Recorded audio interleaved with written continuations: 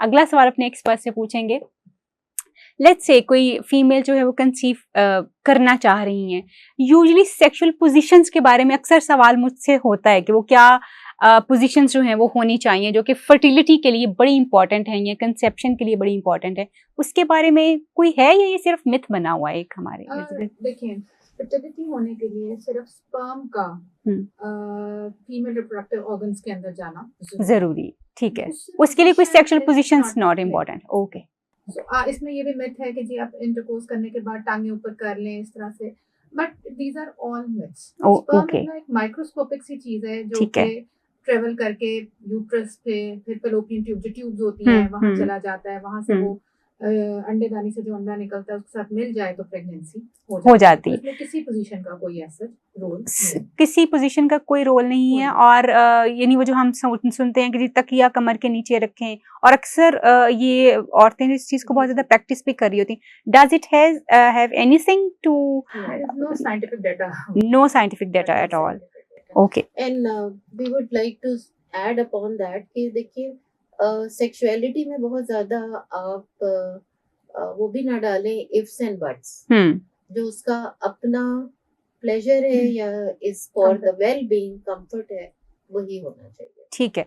अच्छा, एक और कंसेप्शन जो मिसकंसेप्शन जो चीज़ों के बारे में वो ये आता है कि अक्सर लोगों को ये लगता है कि ऑर्गेज्म या discharge for the both partner जो है वो बहुत ज़्यादा this is a very important question, ज़रूरी है क्योंकि ये मुझसे पूछे जाते हैं, तो इसलिए मैं आप लोगों की होने का फायदा उठा रही हूँ, खुद भी लर्न कर रही हूँ कि मुझे भी पता होना चाहिए क्या जरूरी है। पहले if I talk about like 5 years back this was not very common, but आजकल डेली बेसिस पे कोई ना कोई पेशेंट ऐसी आ रही है कि ऑर्गेज्म नहीं होता, तो क्या मैं प्रेग्नेंट हो जाऊं? यस, और I am unable to perform the intercourse because of lack of orgasm. बिल्कुल। तो पहली बात तो ये कि ऑर्गेज्म का प्रेगनेंसी होने से कोई ताल्लुक नहीं है। ठीक हो गया, यानी एग्जैक्ट, यानी हैविंग इंटरकोर्स इज इम्पोर्टेंट, लेकिन अगर आप ऑर्गेज्म तक पहुंच रहे हैं, नहीं पहुंच रहे, it does not have anything. Females में कुदरती तौर पे इस प्रोसीजर का होना इतनी जल्दी इतना पॉसिबल नहीं होता। ठीक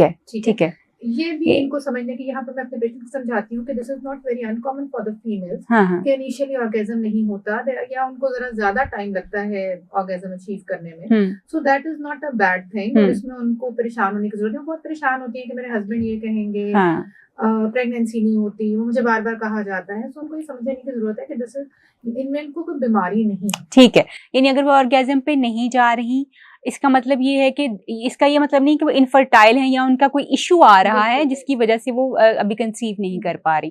thank you so much. Next सवाल मेरा ये है कि लेट्स से एक कपल जो है वो कंसीव कर लिया, एक फीमेल को फर्स्ट ट्राइमेस्टर में बहुत सारी कॉम्प्लिकेशंस और चैलेंजेस जो हैं वो फेस करना पड़ते हैं। मैं ये चाहती हूँ कि आप वो चैलेंजेस थोड़े से बताएं और उसको हम कोप कैसे कर सकते हैं उसके ऊपर थोड़ी सी रोशनी डालिए। सबसे पहले तो जैसे ही प्रेगनेंसी टेस्ट पॉजिटिव आता है तो घर वालों का प्रेशर शुरू हो जाता है। 2 लोगों के लिए खाएं, रेस्ट करें, ऐसे नहीं उठना, वैसे नहीं बैठना, सीढ़ियां नहीं चढ़नी। तो सबसे पहले तो ये समझने की जरूरत है कि pregnancy is a physiological phenomena. इसका मतलब ये कि एक नॉर्मल चेंज है बॉडी के अंदर। ठीक है, और इसको एक्सेप्ट कर लीजिए। अनटिल अनलेस कि आपके डॉक्टर ने आपको नहीं कहा, आप अपनी नॉर्मल जिंदगी गुजार सकते हैं। आपने 250-300 कैलोरीज एक्स्ट्रा लेनी है, ये नहीं है कि 2000 कैलोरीज एक्स्ट्रा लीजिए। लेटने का भी कोई ऐसा इशू नहीं है।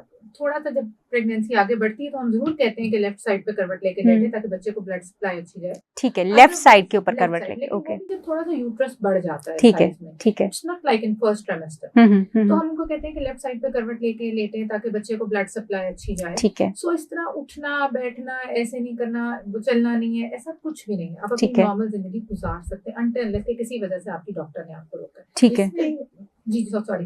जो चैलेंजेस में हेल्थ के हवाले से हम बात करना चाहेंगे, जैसे खतीजा ने बहुत अच्छी बातें की, नोजिया एंड वॉमिटिंग है हॉर्मोन।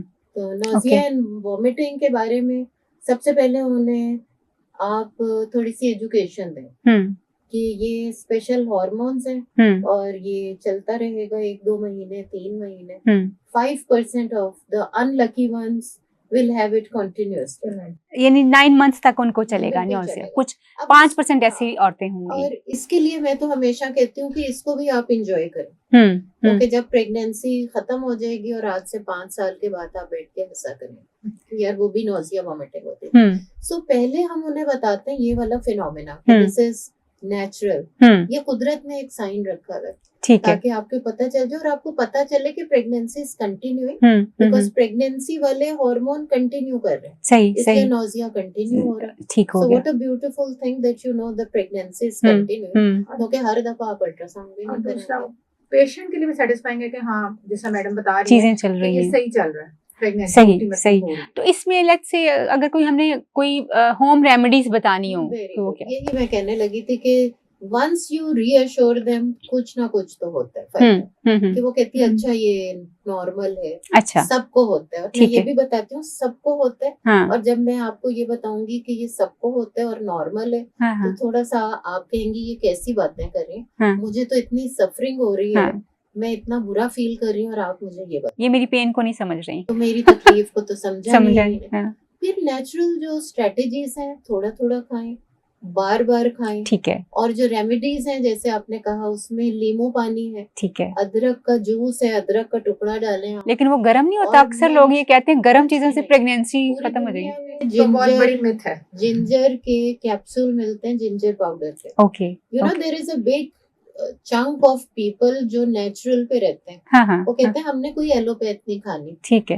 हर्ब्स तक ठीक है, हम्म। जो दवाई हर्ब्स से एक्सट्रैक्ट हुई है विल स्टिक टू दैट। इसमें भी लॉजिक है, ठीक है अगर ठीक आप है, गौर कीजिए तो इसमें भी लॉजिक है, वो फिर कभी आपके साथ डिस्कस जरूर। करेंगे। हाँ बिल्कुल, बहुत अभी कुछ के अभी लिए और है। हम वापस आते हैं इसी पे, तो lemon, mint and ginger ginger जो है यूज किया जा सकता है, यानी वो थोड़ा थोड़ा खाएं, हम्म। बार बार खाएं, स्मॉल फ्रीक्वेंट मील। सुबह उठ के सबसे पहले पानी ना पिए, ठीक है सबसे पहले कोई ड्राई बिस्किट, ड्राई टोस्ट ऐसी चीज खाएं, ठीक है और फिर सॉलिड और लिक्विड में वक्फा कर लीजिए। ठीक है ठीक है। ठीक है, ये नेचुरल होम, ये नेचुरली चीजें जो है जहाँ बेहतर पे हो ये जाएंगी। ठीक नहीं होगा वहां पे फिर बहुत छोटी सी परमिसेबल गोलियां हैं, ओके, 2 रात को खा लीजिए, एक सुबह खा लें, एक शाम को खा लें। जिस तरह से सिर्फ एक चीज ऐड जी, करना जी, जी, चाहूंगी, अगेन हम खाने की बात करें, जब हम ज्यादा ग्रीसी फूड लेंगे, ज्यादा स्पाइसी फूड लेंगे, नॉजिया वॉमिटिंग एग्रीवेट, ठीक है, उसको ये यानी ऑयली चीजें और ग्रीस वाली जो चीजें हैं, तली हुई चीजें, उनको जरा अवॉइड करें। अच्छा, इस जो मैं अभी आपकी पिछली बात से समझ पाई हूँ ये कि ये हमारे मिथ्स हैं कि ये गर्म सर्द जो है ये प्रेगनेंसी को किसी तरह से इफेक्ट कर सकता है। देखिए साइंस की जुबान में ना तो कुछ गर्म है ना कुछ ठंडा है। ठीक है, ये प्लीज रीइंफोर्स कीजिए। साइंस की जुबान में कुछ खुराक में गर्म और ठंडा नहीं। इवन ड्राई फ्रूट्स भी नहीं, No, ठीक है, it's a फिश dal. भी नहीं। फिश भी नहीं। ये आपने फिश बहुत अच्छी, मैं इसमें और एक आपको पपाया भी ऐड करते एक हैं। एग्जांपल पपाया, दूंगी। हाँ, देखिए, हाँ, जब आप कहते हैं ना जी गर्मियों में मछली ना खाएं, हाँ, और या मछली खाने से मिसकैरेज हो जाएगा, या Yes. इतनी गर्म है ब्लीडिंग हो शुरू सकती, जाएगी, हाँ, बड़ा गोश्त हाँ, खाना। बिल्कुल बिल्कुल। अगर आप गौर करेंगे ना, दुनिया में जो ममालिक जिस हिस्से में पानी के नजदीक है, वो सिर्फ उसको प्रोटीन की एक्सेस इज ओनली फिश। हाँ, फिर वहां बिल्कुल। पे तो बड़ी सख्त इनफर्टिलिटी होती या जबरदस्त किस्म की मिसकैरेजेस हो रही है। बहुत शुक्रिया डॉक्टर साहिबान ये सब बताने के लिए। ऑनेस्टली वो सिर्फ मछली खाते हैं। बैलेंस बहुत ज्यादा जरूरी है। एतदाल। और एक बात हम जरूर कहेंगे, कुछ मसाले वाकई बहुत खौफनाक होते हैं जी। जिनका नाम ही आपको नहीं आता, अच्छा ठीक है, और वो बहुत ज्यादा मिकदार में वो मत खाइए। वो मत खाइए, ठीक है, यानी उनका नाम हमें नहीं आता तो हमें पता भी नहीं वो पता कौन भी से नहीं, वो ऐसे नाम है कि आपको पता ही नहीं चलेगा। ठीक हो गया। सो वो बहुत तेज मसाले ना खाएं, स्पेशली काला नमक। अच्छा ठीक है, आप ये चीजें देखिए, ये बिल्कुल मुझे अभी याद आ गया आपके काले नमक बताने से। मेरी एक फ्रेंड थी, शी गॉट प्रेग्नेंट, तो अब उसको सूट ही काला नमक कर रहा था। अच्छा, अब ये देखिए नमक क्या करता है। हम्म, एक मॉलिक्यूल जो नमक है वो 11 मॉलिक्यूल पानी के आपकी बॉडी में रिटेन करता है। ओके, ठीक है, एक जो ऑब्स्टेट्रिकल पॉपुलेशन का मतलब है प्रेग्नेंट खवातीन की आबादी, हाँ, 7 से 15% को हाइपरटेंशन हो सकती है। ओके ओके, 20 उसमें से जो है, अगर आप नमक की यही मकदार रखेंगे तो एड अपॉन जो ब्लड प्रेशर है वो बहुत बढ़ जाएगा। ठीक हो है? गया, ठीक हो ठीक तो हो गया। नमक या चीनी का इस्तेमाल कम रखें। मैं अभी बस यही अगला सवाल यही था कि अक्सर मैंने देखा जब नौजिया हो रहा था ना, लोग कोई ना कोई टॉफी, कोई ना कोई कैंडी जो है अपने मुंह में रखना ये अच्छा सवाल है। पसंद देखिए, कर। जहाँ पर है ना कि सिर्फ नौजिया के लिए आपने कुछ मुंह में रखना है, खुबानी भी अच्छी, जो ठीक है। खुश्क खुबानी Right. होती है, या आप कोई बहुत ही लो कैलोरी या शुगर फ्री कोई च्युइंगम, च्युइंगम, कोई स्वीट मुंह में रख सकते हैं, ठीक सौंफ है, रख सकते हैं, ठीक हो गया, ठीक हो गया, तो वेरी नाइस। लड़कियां को ढूंढ लेती हैं सही ऐसी। सही, यानी सौंफ वगैरह और खुबानी या जो नेचुरल चीजें हैं आप उनको इस्तेमाल कर सकते हैं अपने बिल्कुल। नौजिया वगैरह को रोकने के लिए, रादर कि आप नमक और चीनी या कैंडीज का इस्तेमाल जो है वो बहुत ज्यादा करें।